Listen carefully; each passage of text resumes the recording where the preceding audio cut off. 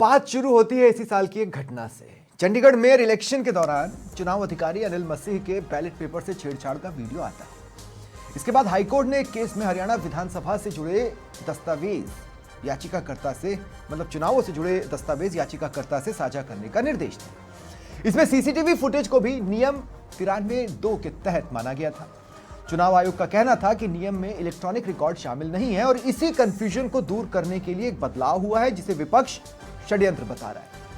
नमस्कार, वक्त है प्रश्नकाल का। आपके साथ मैं हूं स्वप्निल। ट्रांसपेरेंसी वर्सेस कॉन्स्पिरेसी, क्या यह नैरेटिव सेट करने की कोशिश हो रही है? चुनाव नियमों में एक छोटा सा बदलाव या सुधार कह लें, बवाल की वजह बना है।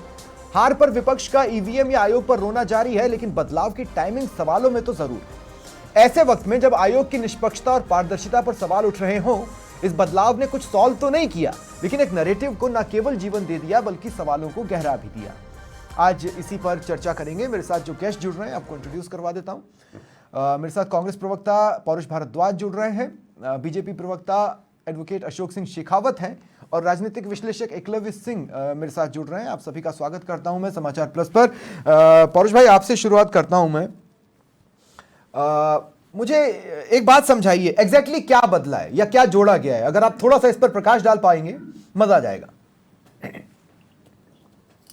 स्वप्निल जी, देखिए, मैं तो इस बात को कहना चाहूंगा कि जिस प्रकार से जो नियम 93(2) है उसके तहत जब हरियाणा पंजाब हाईकोर्ट में याचिका, जब महमूद प्राचा की जो याचिका लंबित थी और उस पर जो है कोर्ट ने चुनाव आयोग को कहा कि भाई इनके द्वारा जो जानकारी मांगी गई, वहां पे जो सीसीटीवी फुटेज मांगी गई, वहां पे जो फॉर्म 17C है उसका भाग 1 और 2 मांगे गए, उसके अलावा वहां की जो वीडियोग्राफी मांगी गई, तो इनको दिए जाए वो। तो चुनाव आयोग, देखिए, पहली बात तो वहां उनको जवाब, जो चुनाव आयोग ने वहां पे जो जवाब दिया उसी में चुनाव आयोग ने आपत्ति लगाई कि साहब इनको क्या जरूरत है या फिर ऐसा है वैसा है जो भी है। जबकि हमारा चाहे सामाजिक जीवन हो या हमारा राजनीतिक जीवन हो, देखिए, पारदर्शिता उसकी प्रमुख शर्त होती है। कॉलोनी के अंदर कोई अगर आयोजन समिति कोई छोटा सा कोई कार्यक्रम भी करती है तो उसमें भी वो पूरी कोशिश करती है कि पारदर्शिता बनी रहे। और जो कॉलोनी के लोग होते हैं उनको हक होता है कि हफ्ते उसको कहते हैं कि भैया मेरा सवाल ये है ही नहीं, मेरा सवाल ये है ही नहीं, मेरा सवाल ये है ही नहीं। आपने जो बोला उसमें से तो सवाल मैं ये उठा सकता हूँ, ये प्राचा है कौन, उसे क्यों चाहिए, वो उसका क्या करेगा, लेकिन मैं उस पर नहीं जा रहा हूं। मैं आपसे ये पूछ रहा हूं कि बदलाव क्या हुआ है, मतलब रूल में क्या सेंटेंस डाला है, क्या वर्ड डाला है जिस चीज पर आपत्ति ली जाए। नहीं, रूल में देखिए ना, अब जैसे जो उसमें उसको जिस प्रकार से उन्होंने जवाब देने से मना किया वहां पर, उसके बाद में नियम सरकार के द्वारा आनन फानन में नियम भी बना दिए गए, नोटिफाई भी कर दिया गया, तो निश्चित तौर पे इस बात पे आपत्ति है ना। पर देखिए, अब मैं आपको समझाता हूं पौरुष भाई, मैंने ये सवाल आपसे क्यों पूछा। चुनाव आयोग कोई भी सुधार करता था, स्वप्निल भाई एक मिनट, नहीं, कोई भी विभाग अगर कोई सुधार करता है तो उसमें निश्चित तौर पे पब्लिक डोमेन में पहले बात आती है, उसकी समाचार चैनल या बड़ी इंटरेस्टिंग बात है, में भी उसकी जानकारी आती है, पब्लिक फोरम पे उससे बड़ी इंटरेस्टिंग बात है। मुझे लगता है कि आपको इसको सुनना चाहिए। उस पर आपत्तियां मांगी जाती है। सुनिए तो सही पौरुष भाई, मैं आपको बता रहा हूं, बड़ी इंटरेस्टिंग बात है, आपको इस बात को सुनना चाहिए। जो संशोधन हुआ है, जो बदलाव हुआ है या जो सुधार हुआ है कंडक्ट ऑफ इलेक्शन रूल्स 1961 के नियम 93(2)(a) में, उसमें कुछ शब्द जोड़े गए। वो शब्द हैं जैसा कि इन नियमों में निर्दिष्ट है। इसका मतलब यह है कि जो इन नियमों में लिखा है उसको फॉलो करो। आप समझ रहे हैं मेरी बात? इंटरेस्टिंगली उसमें यह नहीं किया है कि ये नियम हटा रहे हैं वो नियम जोड़ रहे हैं, ये नहीं किया। उसमें यह लिखा है कि जो इस नियम में लिखा है उसको फॉलो करो। अब इसमें आपत्ति कहां है? जो नियम है वैसा चलेगा। नहीं, तो मैं इसी बात को आपसे कहना चाह रहा हूं कि मुझे ये समझ में नहीं आया कि जब इसमें लिखा है कि जो है जैसा चलेगा, तो फिर इसमें नियमों में संशोधन की आवश्यकता ही कहां पड़ गई थी? नहीं, शब्द डाले ना, आवश्यकता क्या संशोधन में शब्द डाले। बात नहीं, अगर ये इन शब्दों के पीछे चुनाव आयोग की मंशा कुछ और नहीं है तो फिर ये शब्द डालने की आवश्यकता कहां पड़ी थी? दूसरी बात, हमें आप जानते हैं पौरुष भाई, इंटरेस्टिंगली रूल्स में सीसीटीवी, वेबकास्टिंग फुटेज, ये इलेक्ट्रॉनिक दस्तावेज, ये कहीं लिखा ही नहीं था।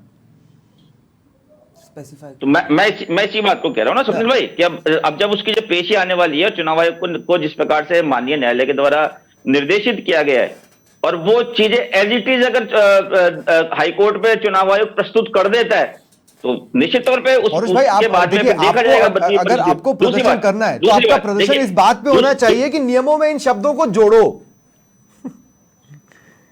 ये मिसप्लेस हो रहा है शायद नियमों में शब्द नियमों में शब्दों को जोड़ने वाली बात पे तो मैंने कहा ना, चुनाव आयोग ने वहां पे, अच्छा मुझे बताइए स्वप्निल भाई, चुनाव आयोग ने जब हाईकोर्ट में से जब मांग की गई तो चुनाव आयोग ने जो है याचिकाकर्ता की मांग का विरोध क्यों किया? क्योंकि चुनाव आयोग ने, इंटरेस्टिंगली यही तो बात है, ना। चुनाव आयोग ने यही कहा कि इस नियम में ये शब्द है ही नहीं। चुनाव आयोग ने यही बताया कि इन चीजों को तो प्रेजेंट करने का नियम में कोई उल्लेखन ही नहीं है, और उसी बात को स्पष्ट किया गया इस बदलाव में ये लिखकर कि जैसा कि नियमों में निर्दिष्ट है। जैसा कि नियमों में निर्दिष्ट है, फिर नियमों में निर्दिष्ट तो एक तरफ तो आप कह रहे हैं कि भाई उसमें ना लिखा हुआ, ये चीज लिखा हुआ नहीं है कि इलेक्ट्रॉनिक डिवाइस कोई दी जाएगी या इलेक्ट्रॉनिक फॉर्म में कोई चीज दी जाएगी। फिर जैसा कि नियमों में निर्दिष्ट है, तो नियमों में अब तक है ही नहीं है, फिर इस पे ये लाइन डालना कि जैसा कि नियमों में निर्दिष्ट है। ये कंफ्यूजन आपको नहीं लगता कि ये काफी इसमें कंफ्यूजन नहीं है? इंटरेस्टिंगली इससे ये नहीं बदला है कि अब देखिए वही दस्तावेज सार्वजनिक निरीक्षण के लिए उपलब्ध होंगे जो आज तक होते आए।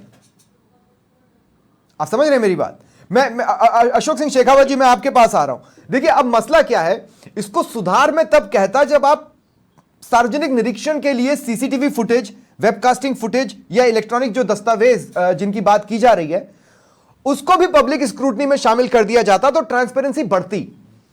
तो कहने का ये सुधार तब होता। अभी क्या है, ये ऐसा लग रहा है कि चुनाव आयोग ने एक सिफारिश की जिसको आनन फानन में मान लिया गया। देखो स्वप्निल जी, देखो कि जैसा कि कांग्रेस और विपक्ष है धर्म की राजनीति करना, उस का हेरफेर करना, अभी मैं कहता हूँ, ठीक है? हाँ, आप कहिए। दूसरा, आपने पूरा नियम बता दिया, और 93 का 2A से पहले अपन देखे हैं कि नियम 50C के प्रावधानों के तहत सीलबंद और जिला निर्वाचन अधिकारी की हिरासत में रखे गए नियंत्रण इकाइयों को सक्षम न्यायालय के आदेशों के अलावा किसी भी व्यक्ति या प्राधिकारी द्वारा खोला नहीं जाएगा, नहीं उनका निरीक्षण किया जाएगा। ठीक है। फिर 2A में साफ कह दिया, उसका 2 का A, चुनाव से संबंधित अन्य सभी कागजात सार्वजनिक निरीक्षण के लिए खुले रहेंगे। कौन कौन से?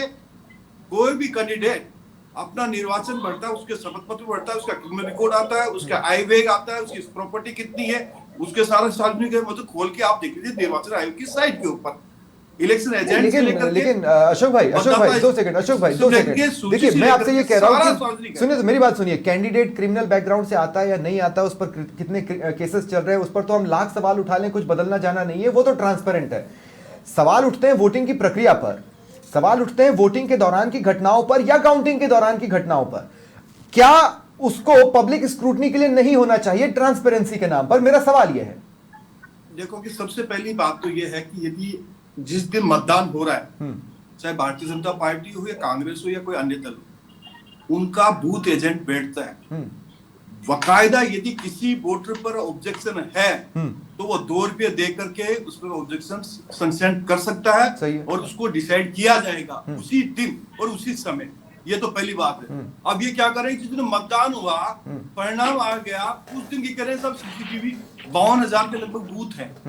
यदि किसी वोटर है उसकी गोपनीयता उसकी भंग नहीं हो, क्योंकि पॉलिटिकल पार्टी वहां पर प्रेजेंट होती है। मुझे नहीं लगता कि सीसीटीवी इस तरीके से प्लेस किए जाते हैं कि वोटर अंदर जाने के बाद किस बटन को दबा रहा है उसको वो कैप्चर कर रहे हैं। उसकी गोपनीयता वो नहीं कैप्चर होता होगा। ईवीएम मशीन तो उसकी बॉडी से छुप जाती होगी, ठीक उसके सर के ऊपर थोड़ा ना कैमरा लगाया गया। नहीं, ये गलत तर्क है, ये गलत तर्क है। सीसीटीवी कैमरे कभी ऐसे एंगल पे सेट नहीं किए जाते कि जहां से किसी मतदाता के द्वारा मतदान करते हुए उसको दिखाया जाए। ऐसे एंगल पे सेट नहीं होते कहीं। वही तो बोला मैंने। नहीं होना चाहिए। ठीक है। दूसरी ये बात आती है, जिस दिन आपका काउंटिंग हो रही है, काउंटिंग एजेंट होता है पॉलिटिकल पार्टियों का या निर्दलीयों का, सबके काउंटिंग एजेंट होते हैं। बाकायदा टेबल होती है, टेबल के ऊपर सभी मतगणना का प्रक्रिया होती है और उनको दिखाया जाता है सील कैसे खोली जा रही है। ठीक है। ईवीएम की, वीवीपैट की भी बाकायदा पूरी प्रक्रिया दिखाई जाती है। ठीक है। उसके बाद में अब आप सनसनी फैलाने के लिए और नहीं सनसनी नहीं, मैं देखिए मेरा सवाल दूसरा था। मेरा सवाल ये था कि जो पुराने नियम हैं हम उसी को फॉलो करने के लिए बोल रहे हैं, हम उसमें एक बड़ा बदलाव करते हुए और बेहतर ट्रांसपेरेंसी के लिए कुछ क्यों नहीं जोड़ पाए?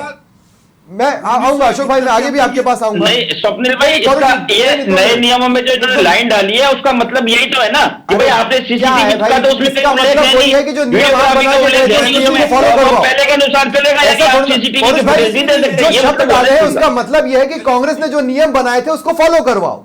आप समझ रहे हैं मेरी बात? उसको फॉलो करवाओ। तो वही तो लिखा है यानी कि आप सीसीटीवी के फुटेज मत दो, आप वीडियोग्राफी मत दो। इसका मतलब ये हुआ स्वप्निल भाई, दो मिनट इसका मतलब ये देखिए, हुआ मैं कि पहले तो- नहीं, एक करेक्शन है बस, एकलव्य मैं आपके पास आ रहा हूँ, एक करेक्शन है।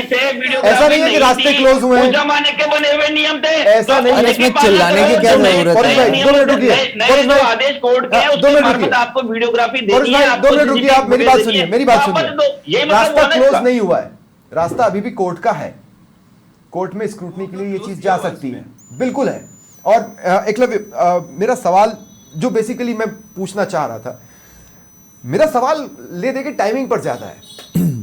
ट्रांसपेरेंसी और कॉन्स्पिरेसी, ये इनके बीच में ये वर्सेस का सिनेरियो तो चलता रहेगा।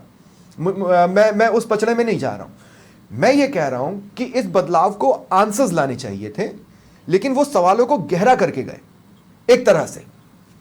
देखिए स्वप्निल जी, एक बात बताऊं, पहले तो सबसे पहले एक अभी जो डिस्कशन हो रहा था कांग्रेस प्रवक्ता के साथ, उस कंफ्यूजन को मैं दूर कर दूं कि जैसा कि आपने बताया कि जैसा कि इन नियमों में बताया गया है, निर्दिष्ट है। अब क्या है कि कुछ पर्टिकुलर टर्म्स और टर्मिनोलॉजीज और कुछ डिवाइसेस को क्यों स्पेसिफाई करा गया है, ये इसलिए समझना जरूरी है कि जैसा कि ये रूल्स 1961 के हैं, जिस समय सीसीटीवी हुआ ही नहीं करता था, हाँ। इलेक्ट्रॉनिक डॉक्यूमेंट्स हुआ ही नहीं करते थे, और जो वीडियोग्राफी होती थी, तो जो अभी तक क्या हो रहा था कि इनको एक तरह से इन डिवाइसेस के लेके एक उस स्पिरिट में फॉलो करना था एक तरह से।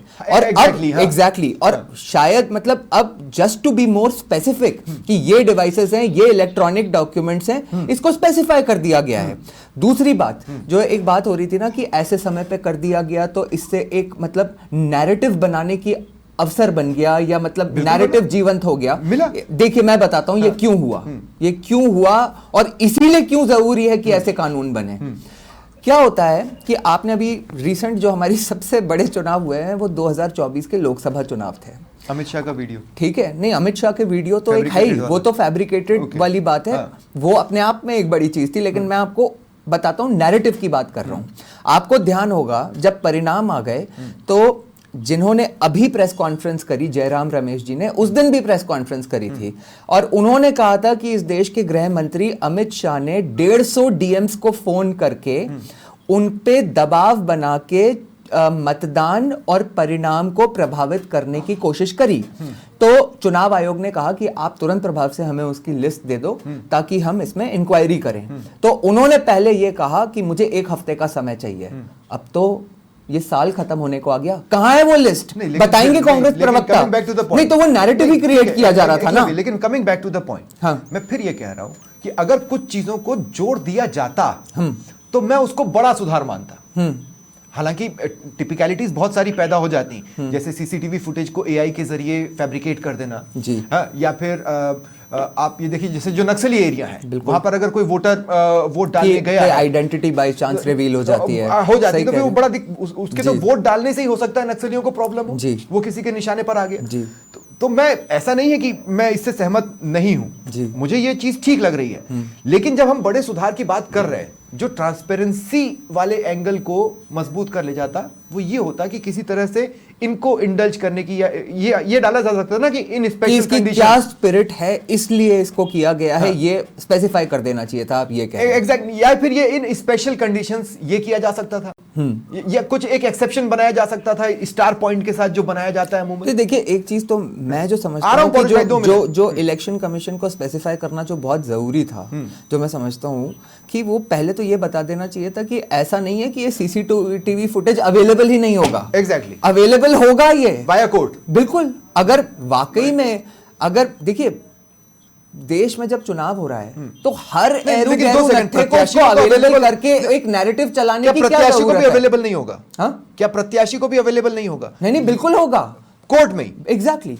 बाहर वाला भाई पहले तो प्रत्याशी का जो एजेंट है वो वहीं पे है, जब वोटिंग हो रही है, जब अगर वहां पे कोई अनियमितता होती है, उसे कोई भी प्रॉब्लम होती है तो वो कोर्ट को अप्रोच करेगा और कोर्ट उस चीज को एग्जामिन कर लेगी, है। इसमें कहाँ प्रॉब्लम है? ठीक है।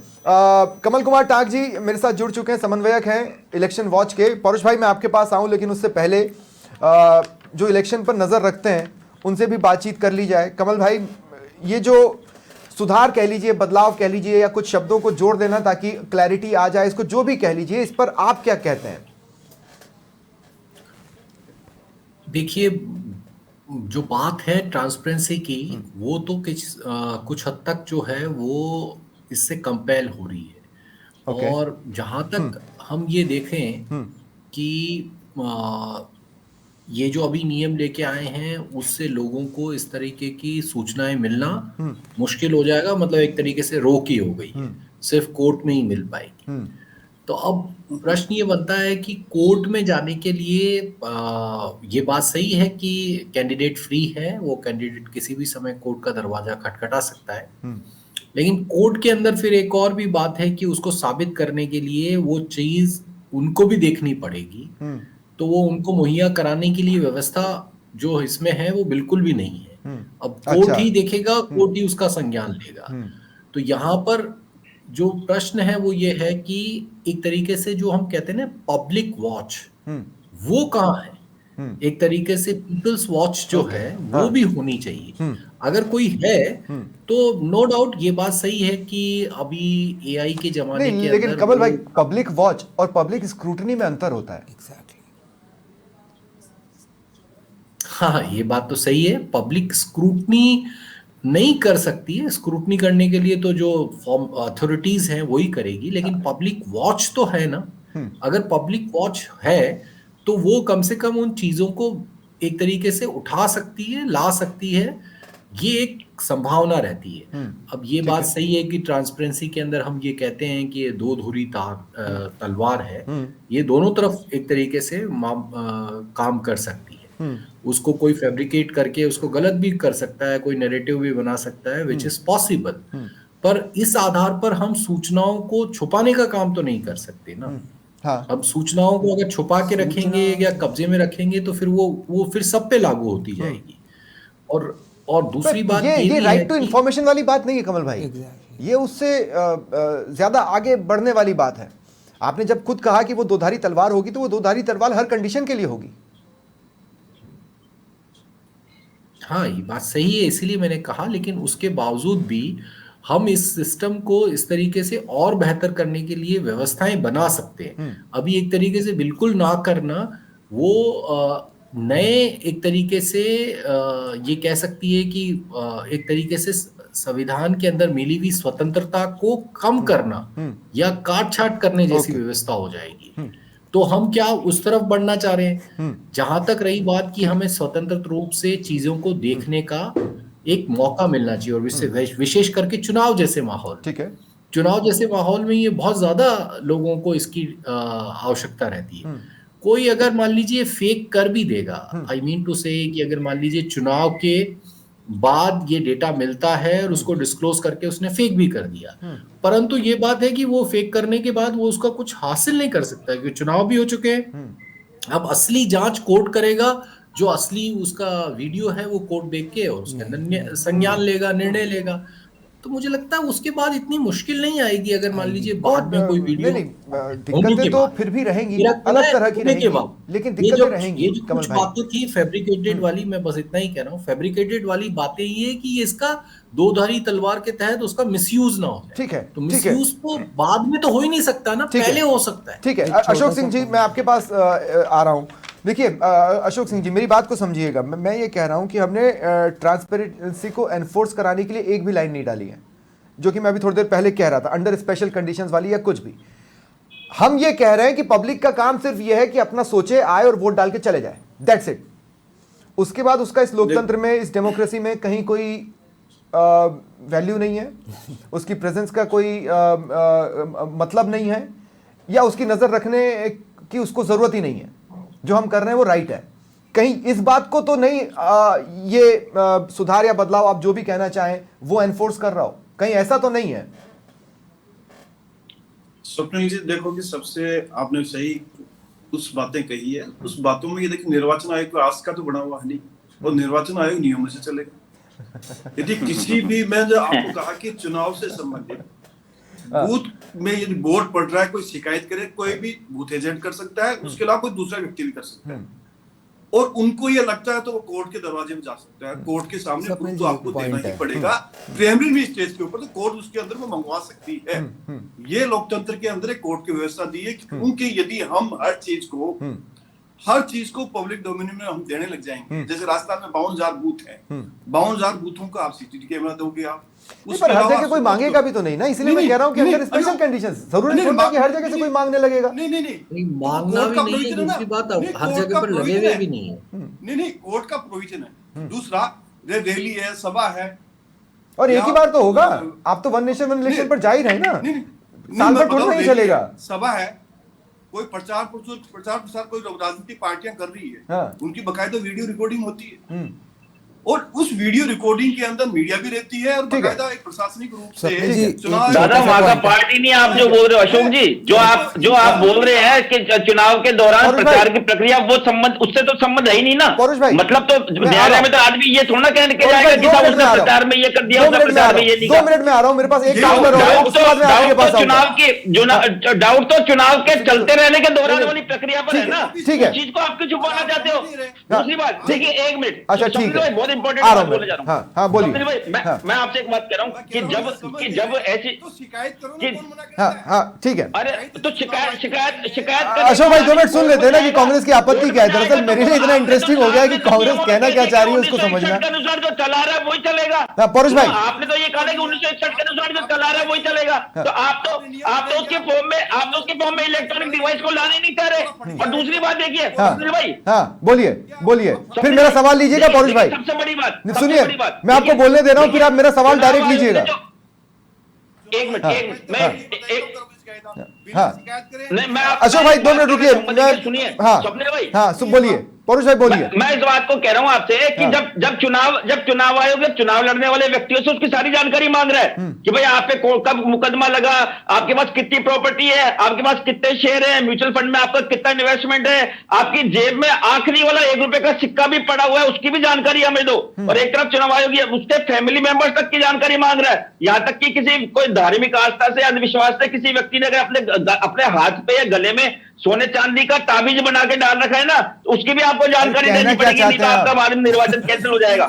सुनिए, कहना क्या चाहते हैं आप भाई? एक तरफ चुनाव लड़ने वाले व्यक्तियों से चुनाव लड़ने वाले व्यक्तियों से आप इतनी पारदर्शिता की उम्मीद करते हो, और चुनाव लड़ने वाले उन व्यक्तियों से कि जिनका जीतने का कोई चांस नहीं हो। वोटर का मर्डर होता है सर, क्षेत्र में सपोज कीजिए कि 10 लोग वोटर का मर्डर होता है। परुष भाई 2 मिनट मैं यहाँ पर एक बात क्लियर कर दूं, मैं एक बात यहाँ पर क्लियर कर रहा हूँ। परुष भाई अब रुकिए, परुष भाई 2 मिनट रुकिए, मेरी बात सुनिए, अब मेरी बात सुनिए, बहुत जरूरी बात है।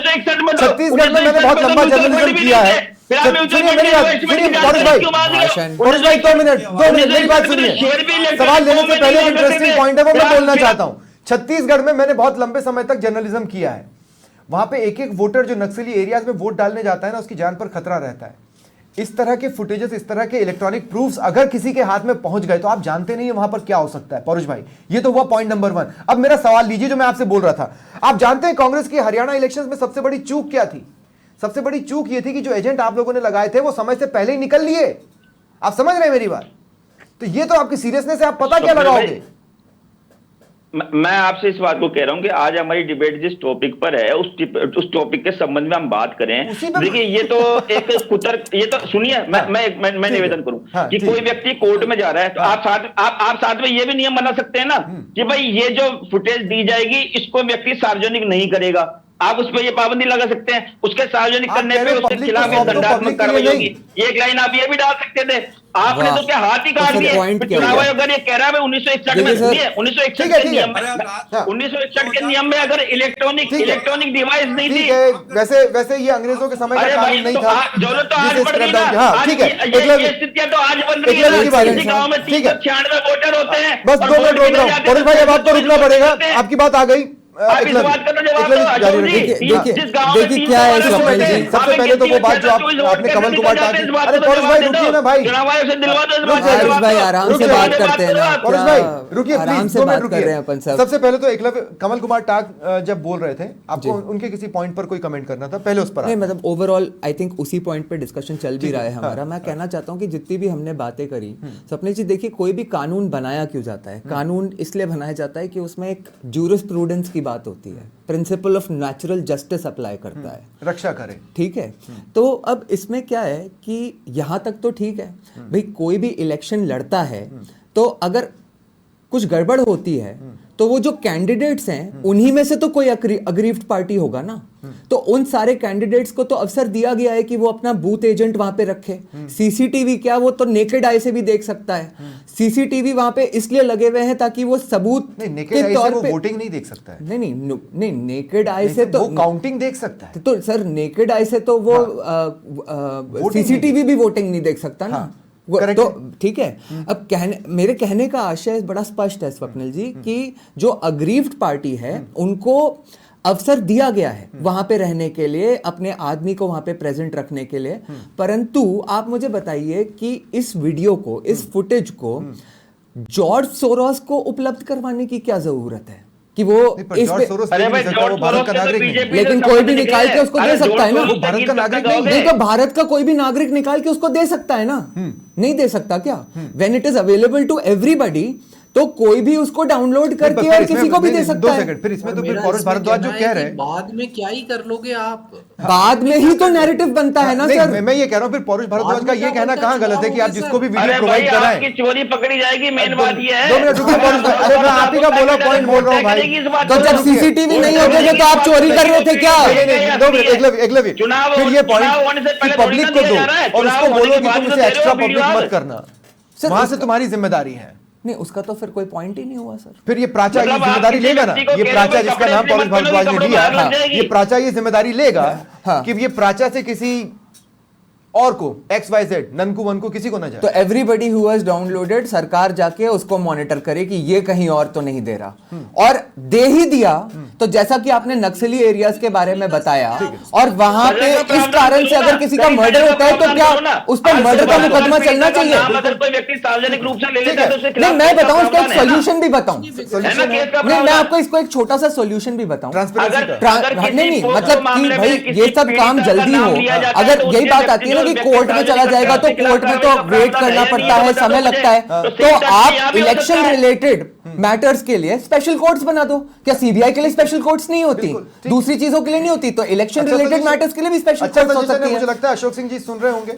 और जरूरी कानों तक भी पहुंचाएंगे। लेकिन कमल कुमार टाक जी, एआई का है जमाना, सैंक्टिटी और पवित्रता है बचाना, उसका कोई रास्ता हो सकता है क्या? मेरा यही कहना है इसमें, मेरा सबमिशन साफ है कि एक तो देखिए जो मामला है उसमें किसी के लिए भी एडवर्स ना हो, तो यहाँ सबसे बढ़िया बात यह है कि जो भी चुनाव हुए वो हो गए, अब जिन्होंने वोट डाला डाल दिया। तो अब अगर आप बाद में इस चीज को कोई भी ले, चाहे अमेरिका ले, चाहे जापान ले, पाकिस्तान ले, उस वीडियो का वो क्या ही कर लेंगे क्योंकि चुनाव तो हो गए खत्म।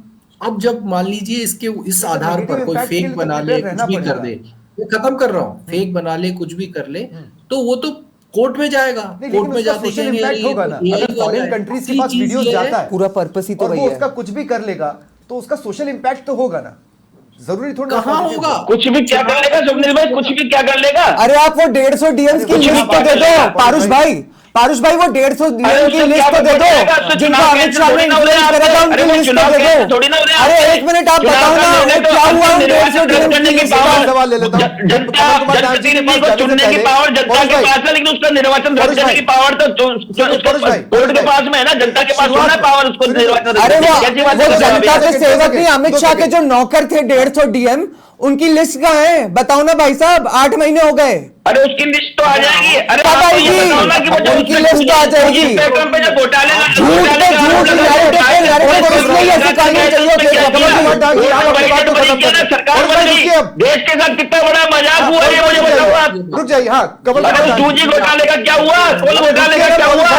रुकिए कमल कुमार टाक जी, आप अपनी बात को पूरा खत्म करें। हाँ, मैं ये कह रहा हूँ कि देखिए, ये आपस में ये जो पार्टियां लड़ती है वो अपनी जगह लड़ती रहे। मैं उससे बड़ी बात कह रहा हूँ, सरकारें आती है जाती है, पार्टियां आती है जाती है, वो सब चलता है। समझ बात ये है कि जो भी सूचनाएं हैं वो अगर जनता के सामने रहे, पब्लिक वॉच में रहे, तो वो बहुत ज्यादा बेहतर रहती है। हाँ, उसकी जो प्रिकॉशंस रखने हैं, वो प्रिकॉशंस में सबसे बड़ा प्रिकॉशंस तो यही है कि अगर मान लीजिए किसी ने फेक बनाया है, बाद में समाज के ऊपर उसका कोई इम्पैक्ट पड़ा है, तो वो हम आईटी एक्ट में उसका प्रावधान डाल सकते हैं कि आपने उसकी फेक बनाकर यूज किया है। लेकिन उससे चुनाव में फर्क नहीं पड़ेगा। चुनाव तो हो चुके हैं, रिजल्ट में भी फर्क नहीं पड़ेगा, क्योंकि रिजल्ट तो उसको देख के अगर गलत हुआ है तो कोर्ट तय करेगी। तो इस आधार पर अगर देखा जाए तो ये कोई बहुत मुश्किल बात नहीं है, जिस तरीके से वो ये बात कहते हुए कि इसके अंदर दुरुपयोग हो रहा है। नहीं, बट इसका एक छोटा सा काउंटर है ना सर, कि अगर 7 या 8 फेज में चुनाव हो रहा है और फर्स्ट फेज में किसी ने डाउनलोड करके और एक नैरेटिव बना दिया, जैसे अमित शाह का वीडियो बनाया गया था, डीप फेक वीडियो, आपको ध्यान होगा, तो उसके बाद तो वो डायरेक्ट बाकी के फेजेस में चल जाएगा ना। अभी भी जो चुनाव के परिणाम फर्स्ट फेज के बाद आएंगे कि जब सारे चुनाव हो जाते हैं उसके बाद आते हैं परिणाम फर्स्ट फेज लाइव स्ट्रीम की बात हो रही है ना, सीसीटीवी फुटेज की। लेकिन मैं एक बात कह रहा हूं, फुटेज की तो लाइव स्ट्रीम की बात हो रही है। फुटेज तो कोर्ट में जाकर देनी है ना भाई। इंटरेस्टिंग, अगर फेज वाइज इलेक्शन होंगे तो उसके परिणाम फेज वाइज आ रहे हैं, क्या बताओ ना। मैं ये बोल रहा हूं कि मान लीजिए वोटिंग के दौरान का फुटेज आपने मेरे को दे दिया और मेरी कितनी भी कुत्सित मंशा हो, जिसका कुछ भी सोशल इंपैक्ट कभी ना कभी पड़ सकता है, उसके बाद थाउजेंड्स ऑफ हाइपोथेसिस हैं जो कि मौजूद हैं। उस हाइपोथेसिस से पहले जिस चीज का हम हिस्सा बने वो तो सेट हो चुकी है ना, वो तो चेंज होने वाली नहीं है। बिल्कुल। तो फिर अगर फ्यूचर में अगर वहां पे कोई धांधली भी है और पब्लिक स्क्रूटनी में आ गई तो अगला इलेक्शन उससे तो प्योर होगा, इस बात की तो गारंटी है। ये भी तो एक पॉइंट ऑफ व्यू है। ठीक है। तो पब्लिक स्क्रूटनी होनी चाहिए, स्क्रूटनी पब्लिक वॉच होना चाहिए या नहीं, स्क्रूटनी छोड़ो आप। देखिए, मैं स्वप्निल जी बड़ा क्लियर हूं कि जो सिर्फ पब्लिक वॉच या पब्लिक स्क्रूटनी हटाई गई है, सीसीटीवी कैमरास नहीं हटाए जा रहे हैं। ठीक है, ठीक है, और वो अवेलेबल हो सकते हैं। बिल्कुल, वो हमेशा अवेलेबल होंगे। और ये बहुत जरूरी है कि अल्टीमेटली जो हमारी कंट्री के लिए सिर्फ नेशनली नहीं, जो ओवरऑल इंटरनेशनल नैरेटिव्स भी बनाए जाते हैं ग्लोबल डीप स्टेट जैसे लोगों के साथ में, तो उसको मेरे ख्याल से प्रोटेक्ट करना जरूरी है। बहुत बहुत शुक्रिया, बहुत बहुत शुक्रिया आप सभी का मेरे साथ जुड़ने के लिए और इस चर्चा में शामिल होने के लिए। फिलहाल इतना ही, नमस्कार।